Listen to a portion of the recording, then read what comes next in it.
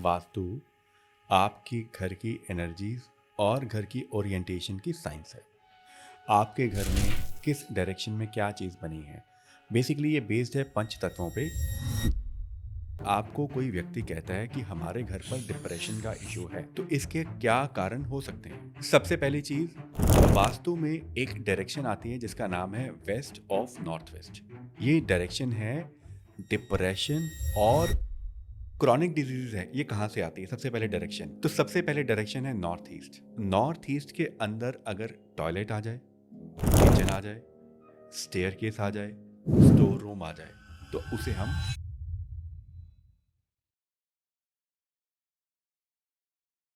हमारी बॉडी हमें repeatedly sign देती है कि हमारी हेल्थ ख़राब है। हम डॉक्टर के पास जाते हैं लेकिन फिर भी रिपोर्ट्स नॉर्मल। ऐसा क्यों? हम जिस घर में रहते हैं उसकी फ्रीक्वेंसीज भी बहुत मैटर करती हैं। अब फ्रीक्वेंसीज का हमारी हेल्थ के साथ क्या कनेक्शन है, किस तरीके से हमारे घर की फ्रीक्वेंसीज हमारी हेल्थ को ख़राब करती हैं।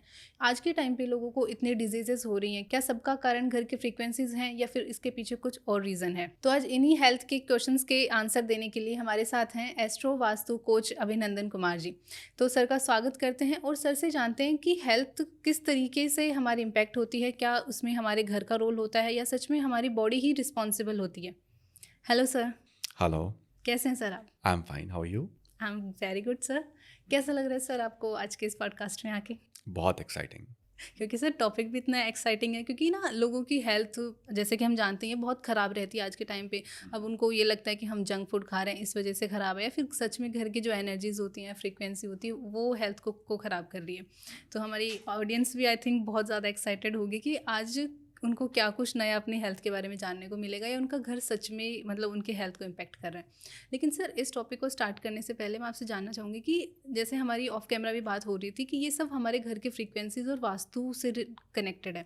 तो सर वास्तु एक्चुअल में होता क्या है? क्योंकि हमारे इस पॉडकास्ट को कई नई ऑडियंस भी देख रही होगी, तो उनको एक बार हम वास्तु का कॉन्सेप्ट क्लियर कर देते हैं। देखिए, vastu is a science of architecture.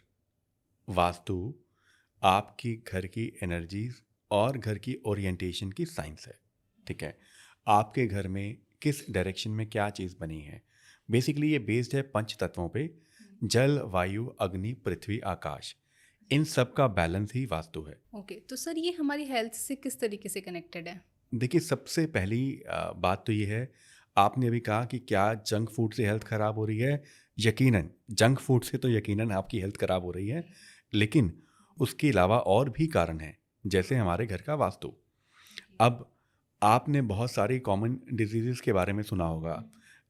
बहुत सारी chronic diseases, depression, anxiety, BP, heart, liver, क्या ये सारी चीज़ें हमारे घर के वास्तु के कारण इसमें प्रॉब्लम आ सकती है?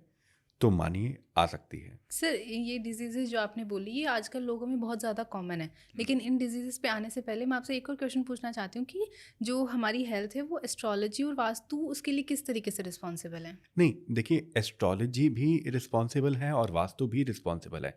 जिस तरह मैंने आपको कहा ना, जंक फूड भी रिस्पॉन्सिबल है और आपकी ईटिंग हैबिट्स भी रिस्पॉन्सिबल हैं, उसी तरीके से एस्ट्रोलॉजी एक व्यक्ति के बारे में बताती है कि भाई इस आदमी की हेल्थ कैसी रहेगी, जिसके लिए हम प्राइमरीली अपनी कुंडली का 6th हाउस देखते हैं। हुँ, वास्तु हमारे घर की डायरेक्शंस हैं, हुँ, जहाँ पर हम कहते हैं कि ये यहाँ पर अगर इम्बैलेंस होगा तो इस घर के अंदर किसी ना किसी व्यक्ति को प्रॉब्लम होगी। यहाँ पर हम पिन पॉइंट नहीं कर सकते कि इसको होगी या उसको होगी। अच्छा। When we look at the vastu of a house, तो हम क्लाइंट से पूछते हैं कि क्या आपके घर में किसी को ये प्रॉब्लम है। देन क्लाइंट टेल्स कि हाँ, मेरे बच्चों को है, मुझे है, आई एम गोइंग, क्योंकि घर में तो बहुत सारे लोग रहते हैं हाँ, ना। बिल्कुल। Right, when we talk about vastu, आप एक घर के अंदर जाकर एक घर के चार्ट को देखकर आप ये कह सकते हो कि यार इस घर में ये डिफेक्ट है तो इसके कारण ये समस्या होने की संभावना ज़्यादा है। राइट, किसको होगी ये क्लाइंट बताएगा। तो सर जैसे कि हमने सुना है कि जब हम घर लेते हैं तो वो उस घर के अर्निंग पर्सन के हिसाब से वास्तु देख के हम घर खरीदते हैं। लेकिन सर जब डिजीज का नाम आता है तो फिर सब घर वालों को क्यों जाती है? वो वास्तु सिर्फ उस अर्निंग पर्सन को ही क्यों इम्पैक्ट नहीं करता? नहीं नहीं, एक्चुअली दो चीज़ें हैं। एक चीज़ है वास्तु और एक चीज़ है एस्ट्रो वास्तु। अच्छा। जब हम एक घर बनाएंगे तो उसके लिए हम वास्तु कंसिडर करेंगे। अच्छा। Now astro vastu is a problem solving technique. मैं आपको एक एग्जांपल देके समझाता हूँ। जैसे आपने सुना होगा, वास्तु के अंदर हम कहते हैं कि किचन साउथ ईस्ट में होना चाहिए, अग्निकोण में होना चाहिए। आपने घर लिया या घर बनाया जिसके अंदर आपने किचन साउथ ईस्ट में बना दिया। अब घर का एक व्यक्ति आके कहता है या मेन मेंबर आके कहता है मेरे घर की किचन साउथ ईस्ट में आई है, तब से मेरी तो प्रॉब्लम्स बढ़ गई हैं, मुझे हेल्थ इशू बढ़ गया है। लोग कहते हैं साउथ ईस्ट की किचन पैसे देती है, मेरा काम रुक गया है, मुझे आने बंद हो गए हैं। तो क्या अब वो किचन गलत है? क्या साउथ ईस्ट की किचन गलत हो गई? नहीं। सो जिस तरीके से हम कहते हैं ना कि एक आदमी, जैसे हम सब लोग अलग अलग खाना खाते हैं, कुछ लोग आजकल होते हैं जिनको मिल्क से एलर्जी है, कुछ लोगों को व्हीट से एलर्जी है। उस तरीके से आप समझना आसान भाषा में कि कुछ लोगों के साथ वो कॉम्बिनेशन सूट नहीं करता एस्ट्रोलॉजिकली। तो क्या अब सारी दुनिया के लिए या परिवार के सभी मेंबर्स के लिए साउथ ईस्ट की किचन खराब होगी? नहीं। तो अब यहां पर रोल आता है एस्ट्रो वास्तु का। एस्ट्रो वास्तु से अब उस क्लाइंट के लिए उस कुंडली देखकर उन्हें कुछ रेमेडीज सजेस्ट की जाती हैं, बिना तोड़फोड़ के, बिना किचन को साउथ ईस्ट से हटाए। तो that is called astro vastu. एक बात समझना, घर बनेगा तो वास्तु के हिसाब से।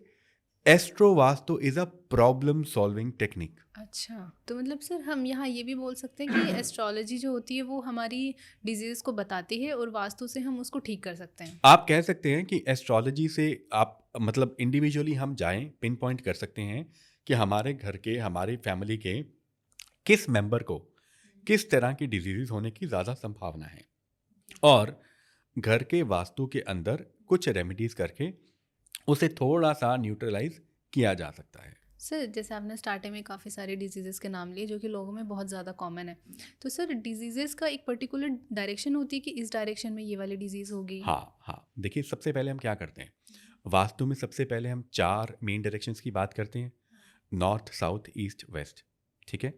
फिर हम 8 डायरेक्शंस पे आ जाते हैं, north east, south west and north west, right. इसके बाद हम 16 जोन्स पे आ जाते हैं, राइट। अब हर जोन किसी ना किसी स्पेशल बॉडी पार्ट को रिप्रेजेंट करता है। जैसे सबसे पहले स्टार्ट करते हैं, बहुत कॉमन इशू आ गया डिप्रेशन का। हाँ बिल्कुल सर। राइट। आजकल के युवाओं में, जेनजी में और बुजुर्गों में, दोनों में ही ये प्रॉब्लम बहुत ज़्यादा गंभीर है। राइट।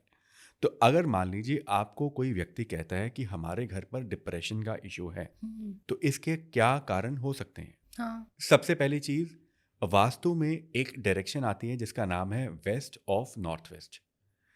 ये वेस्ट और नॉर्थ वेस्ट के बीच का एक जोन है। ठीक है। अब सबसे पहले ये डायरेक्शन है डिप्रेशन और डिटॉक्सिफिकेशन की। ठीक है। इसे हम कोप भवन भी कहते हैं। अच्छा। अगर इस डायरेक्शन के अंदर, इस जोन के अंदर किसी का बेड आ जाए, या कोई व्यक्ति यहाँ पे, let's suppose when we sleep for about 8 hours 10 hours, right. some people sleep for 6 hours maybe, right? So 6 to 8 hours we are spending in that zone. Over the period of time you will see the person has become is becoming very very negative. He is going towards depression. This is one part. Second part, इसी waste of north west के अंदर हमारे घर की entrance आ जाए, अच्छा, तो भी हमारे घर के किसी फैमिली मेंबर को डिप्रेशन का प्रॉब्लम आ सकती है। तीसरा कारण है, इसी डायरेक्शन के अंदर अगर हमारे घर की किचन आ जाए तो भी हमें डिप्रेशन की प्रॉब्लम आ सकती है। मैं आपको 2 दिन पहले की एक केस स्टडी बताता हूँ, right. So we are recording this video on 25th December, right? On 23rd December I was on a visit and it was a house of a colonel, ठीक है, in Noida. Now the client tells me a story कि उनके father in law को, okay, the lady of the house told me, उनके father in law को depression का थोड़ा सा प्रॉब्लम थी और सुसाइडल थॉट्स आते थे, और एट द सेम टाइम मुझे भी ये प्रॉब्लम बार बार रही है. अच्छा। Now both of them were not sleeping in west northwest. Later on when we अब हमने जब उनका मैप पे ग्रिड किया, we figured out the kitchen of the house, okay. the burner of the house is in west northwest, right? आपने एक कहावत सुनी होगी, जैसा खाएं अन्न वैसा हो मन. अब वो जिस डायरेक्शन में आपका बर्नर पड़ा है, जिस डायरेक्शन में आप कहते हैं ना, आप जब खाना बनता है तो उसके अंदर भाव जुड़ते हैं, हाँ, बिल्कुल सर। राइट?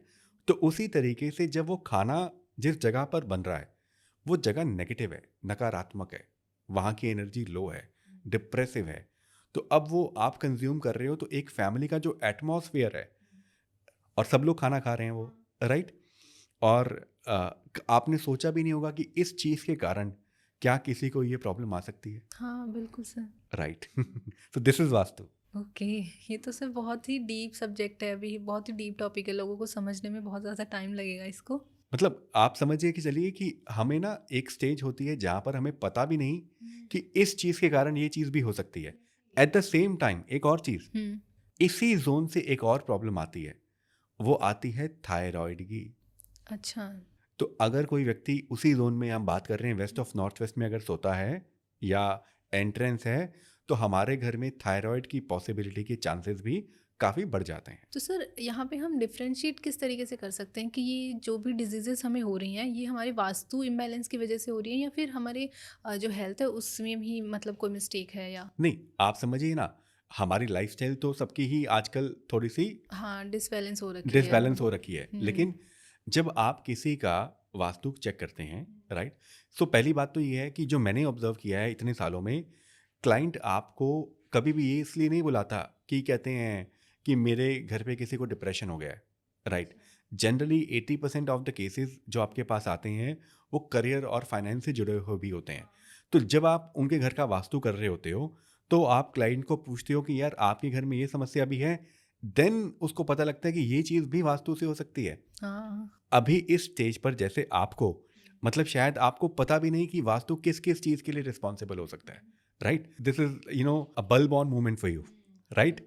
तो इसी तरीके से बहुत सारे लोगों को मालूम भी नहीं कि किस डायरेक्शन से या किस डायरेक्शन में क्या होने से क्या प्रॉब्लम आ सकती है. हाँ सर, इसीलिए लोग वास्तु और इन सब में कम जाकर डॉक्टर के पास पहले पहुंचते हैं कि हेल्थ के लिए। आप डॉक्टर के पास जाइए, मैं इसमें ये नहीं कहता कि आपको डॉक्टर के पास नहीं जाना, आपको सबसे पहले डॉक्टर के पास ही जाना है, लेकिन इसका मुख्य कारण क्या है? आपके घर का वास्तु. अभी रिसेंटली एक और क्लाइंट का हमने वास्तु कर रहे थे about a month and half back. जब उन्होंने मुझे कहा कि कंसल्टेशन करनी है तो मैंने उनसे पूछा कि क्या कारण क्या है. उन्होंने कहा जस्ट जनरल. ठीक है, तो ड्यूरिंग द कंसल्टेशन ना वी फिगर्ड आउट कि उनके घर का एक बेडरूम वेस्ट नॉर्थ वेस्ट में है. ओके। तो मैंने उनको जनरल कहा कि मैंने कहा जी ये बेडरूम जो है वो गलत है, यहाँ पर सोने से ना तो डिप्रेशन की प्रॉब्लम आ जाती है. So like just like we are having a conversation ना, father and son both of them were in living room and we were having a discussion. When I said this thing ना, they both looked at each other and they said कि मेरे सन और उनकी wife दोनों already medication पर हैं depression की. Oh. You getting the point? भाई आज उनको लग रहा था कि उनकी लाइफ में कोई समस्या नहीं है, उसके बारे में भी इनको डिप्रेशन क्यों है, लेकिन डिप्रेशन का कोई कारण थोड़ी होता है. हाँ। मतलब कोई भी चीज़ की भाई दिल्ली में पॉल्यूशन बहुत है, ठीक है, शायद आप इसी को दिल पे लगा लो, राइट? बिल्कुल सर। सो कारण तो कुछ भी हो सकता है. तो सर जैसे डिप्रेशन की हमने बात कर ली, क्योंकि डिप्रेशन एक बहुत कॉमन आजकल बीमारी हो रही है लोगों में, लेकिन सर उसके बाद में नंबर आता है सेकंड पे एनजाइटी का. बच्चों से लेकर बूढ़ों तक एनजाइटी भी काफ़ी देखी जा चुकी है लोगों में. तो सर एनजाइटी की कौन सी, अगर डायरेक्शन वास्तु के हिसाब से हम देखें तो कौन सी डायरेक्शन हाँ, रिस्पॉन्सिबल होती बहुत है? इंपॉर्टेंट क्वेश्चन है. तो अब एनजाइटी क्या है?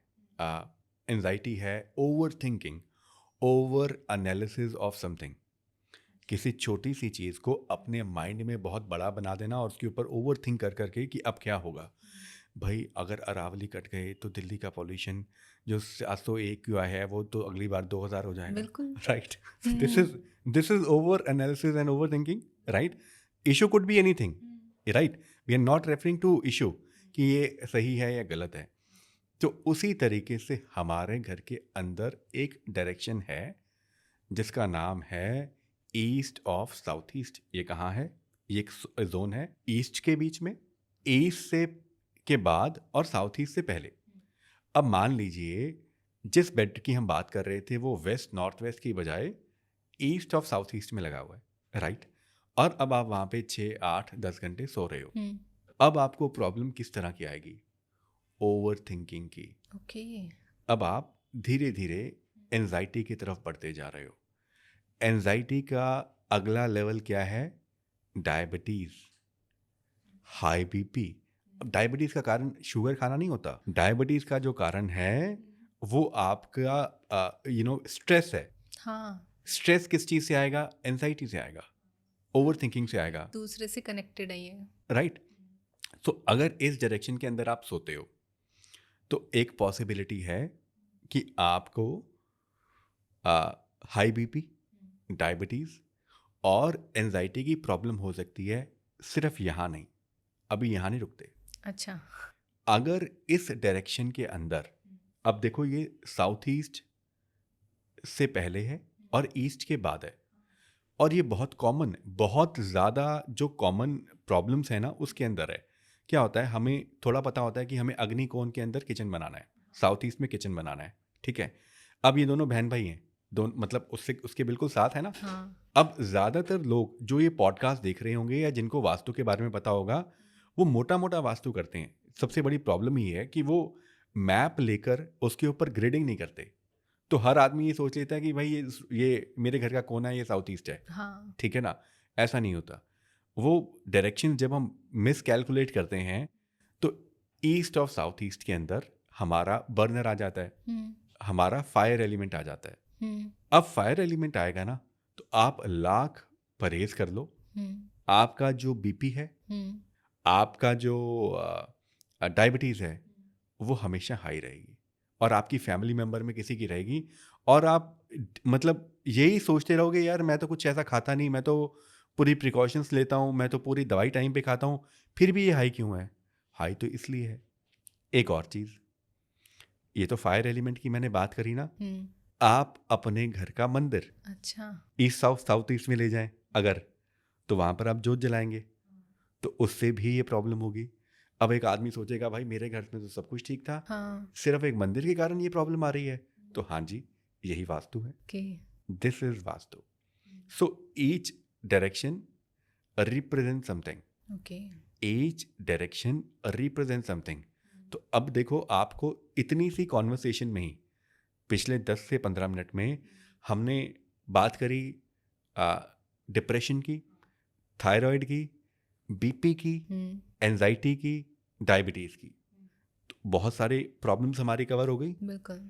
अब बताइए अगला आपके मन में क्या जिज्ञासा है? सर क्रॉनिक डिजीज़ के बारे में, क्योंकि ये भी बहुत ज़्यादा कौन लोगों में कॉमन देखी जा रही है। और फिर ना लोग कहीं ना कहीं जब ज़्यादा डिजीज़ेस बढ़ती हैं लोगों में तो वो उन्हें जेनेटिक लेके चलने लग जाते हैं कि शायद जेनेटिक होगा। मैं इसके ऊपर बताता हूँ और आपको केस स्टडी के साथ बताता हूँ।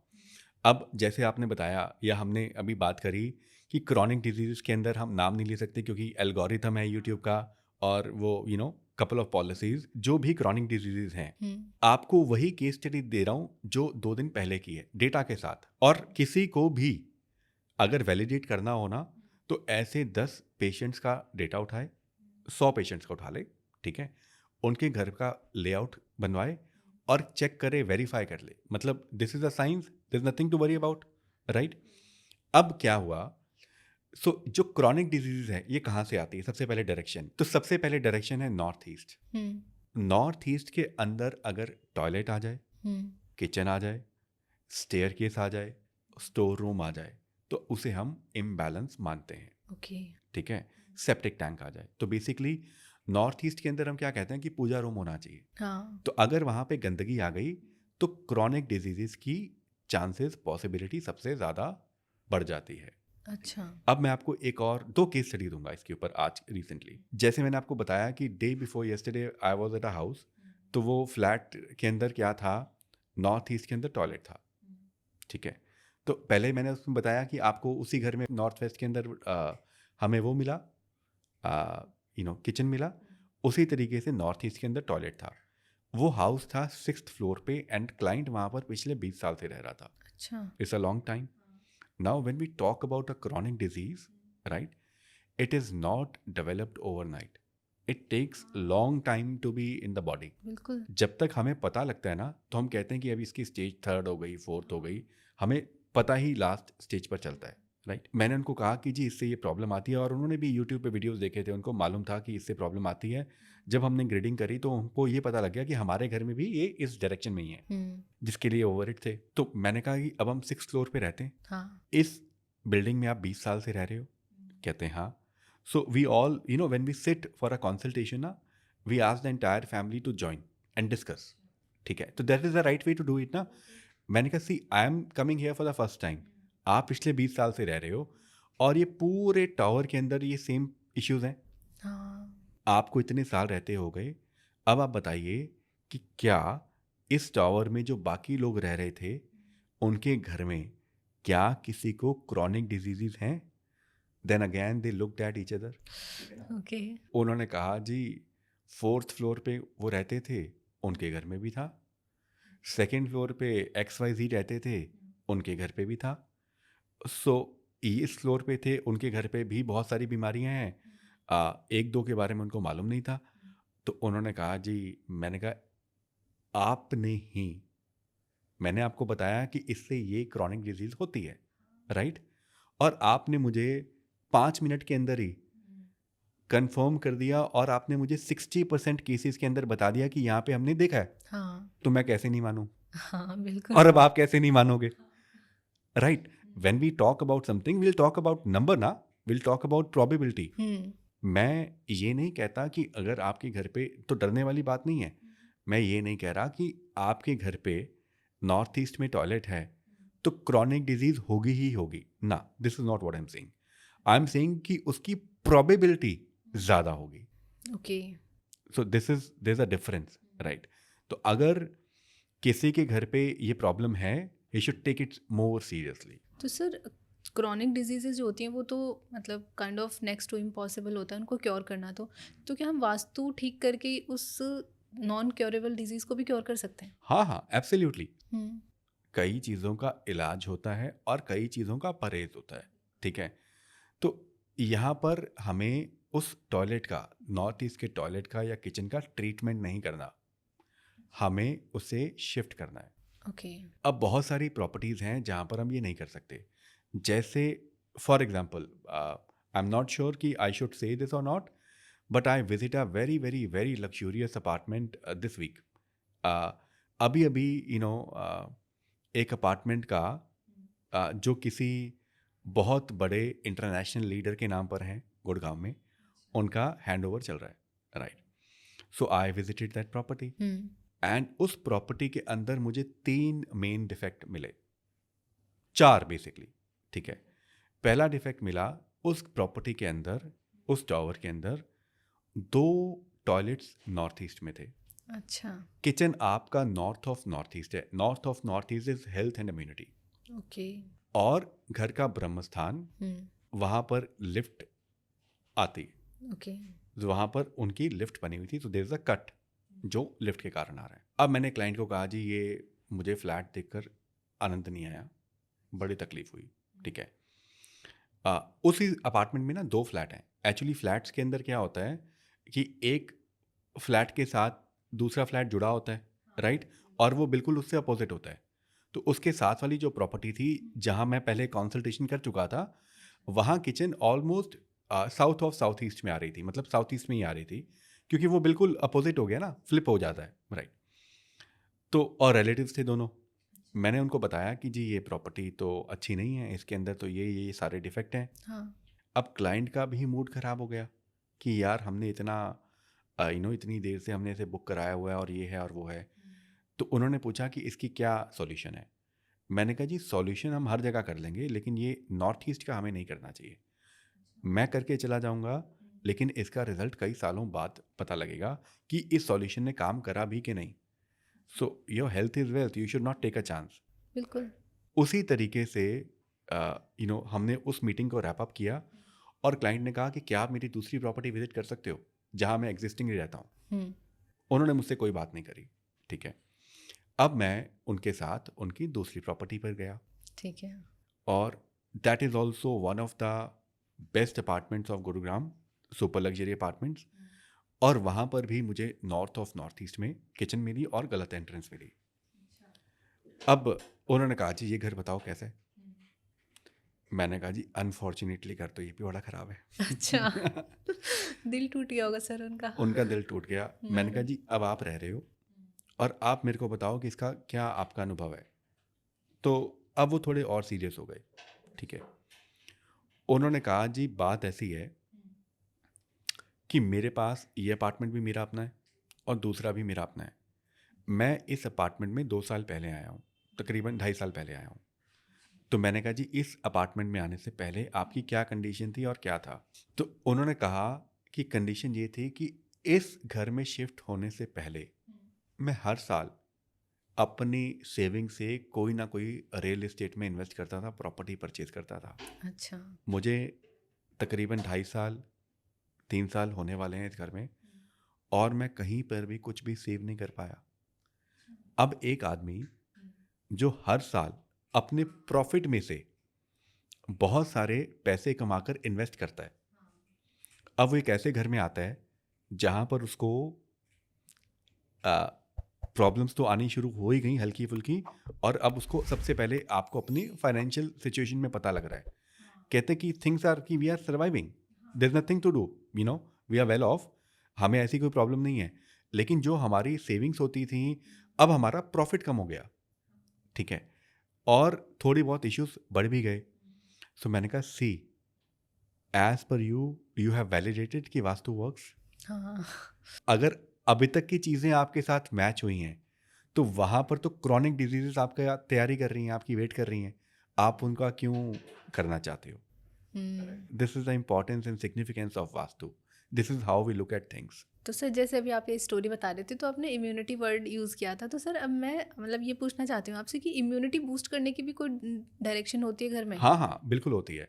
तो जैसे अभी हमने बात की, अभी तक तो देखो हमारे घर की 16 जोन्स हैं। अभी तक तो हमने सिर्फ 2-3 जोन से ही कवर करे। चौथा जोन आता है नॉर्थ ईस्ट के साथ, नॉर्थ ऑफ नॉर्थ ईस्ट। ये जोन है हेल्थ और इम्यूनिटी का। ओके। अगर इस जोन के अंदर इम्बैलेंस है तो हम देखेंगे हमारी फैमिली के अंदर लोगों की हेल्थ बड़ी जल्दी ख़राब हो जाती है। मतलब जैसे ही हम कहते हैं ना कोल्ड कफ फ्लू या कोई भी हेल्थ इशू आया तो सबसे पहले इस घर के अंदर जोन इम्बैलेंस है, सबसे पहले उनको इफेक्ट करेगा। या आप कह लीजिए इस जोन में टॉयलेट होने से, किचन होने से एक आदमी कहता है कि यार हमारे पास तो डॉक्टर की परमानेंट सब्सक्रिप्शन है। एक आदमी ठीक होता है, 2-4 दिन बाद हम दोबारा पहुंचे होते हैं। हमें तो अपने एरिया के सारे केमिस्ट, सारे डॉक्टर जानते हैं बाय फेस। क्यों? क्योंकि ये जोन डिस्टर्ब्ड है। अच्छा, तो सर हम वास्तु को ठीक करके इम्यूनिटी बूस्ट कर सकते हैं? बिल्कुल कर सकते हैं। See the most important thing is diagnosis of an issue. जब आपको पता लग गया कि मेरे ये प्रॉब्लम है और इसका ये कारण है, तो अब आप उस प्रॉब्लम को फिक्स करके, उस डिफेक्ट को फिक्स करके आप अपनी प्रॉब्लम भी तो फिक्स कर सकते हो। अभी तक तो आप रिलेट ही नहीं कर पा रहे थे ना। जब आपने उसको रिलेट कर लिया, पकड़ा गया कि भाई ये आदमी है, इसके कारण मुझे प्रॉब्लम आ रही है। हाँ। तो अगर अब आपने उस चीज को फिक्स कर लिया तो अपने आप प्रॉब्लम भी सॉल्व हो जाएगी। अच्छा, तो सर इससे हमारी इम्यूनिटी बूस्ट हो गया, फिर एक्वायर्ड इम्यूनिटी? हमारी इससे जब अगर आपने अपने इस जोन को बैलेंस कर दिया तो आप देखेंगे आपके हेल्थ के अंदर जो ये प्रॉब्लम्स आ रही हैं वो अपने आप धीरे धीरे बेहतर हो गई। आप ज़्यादा बेटर फील करने लग गए या आपकी फैमिली में less problems I as compare to health. Sir immunity के बारे में भी हमने जान लिया, डिप्रेशन, एंजाइटी और काफ़ी ऐसी कॉमन डिजीज़ आज हमने इस पॉडकास्ट में कवर करी। लेकिन सर फिर भी बहुत सारी डिजीज़ेस बच गई है, तो मैं चाहती हूँ कि हम इस पे दोबारा बात करें क्योंकि कॉमन ना बहुत ज़्यादा इंटरेस्टिंग है और बहुत कुछ जानने को मिल रहा है मुझे अभी। क्योंकि सर मुझे सिर्फ वास्तु के बारे में ऊपर ऊपर से पता है, लेकिन आप जितना डीप जा रहे हो उसके अंदर वो टॉपिक इतना ज़्यादा इंटरेस्टिंग होता जा रहा है। तो sir can we have next podcast और next sure episode? Sure sure sure any time. और एक्चुअली ये कुछ बेसिक्स हैं, ये सबको पता होने चाहिए। यू नो वो हम कहते हैं ना, वो ऐड आती थी पढ़ेगा इंडिया तभी तो बढ़ेगा इंडिया, राइट। सो ये कुछ बेसिक्स हैं, अगर ये हमें पता लग गए तो हमें ज़रूरी नहीं कि वास्तु कंसल्टेंट को ही बुलाना है, हम कुछ चीज़ें तो खुद भी कर सकते हैं, राइट। तो सर हम इस पे एक नेक्स्ट पॉडकास्ट भी ज़रूर लेके आएंगे। Sure sure sure. तो आई होप हमारी ऑडियंस को आज का ये एपिसोड पसंद आया होगा, और हम हेल्थ वास्तु पे एक नेक्स्ट एपिसोड भी जल्द ही लेकर आएंगे। और अगर आज का एपिसोड पसंद आया हो तो इस एपिसोड को लाइक करें, सब्सक्राइब करें और कमेंट करें। Thank you sir, thank you for thank you coming. So much, welcome.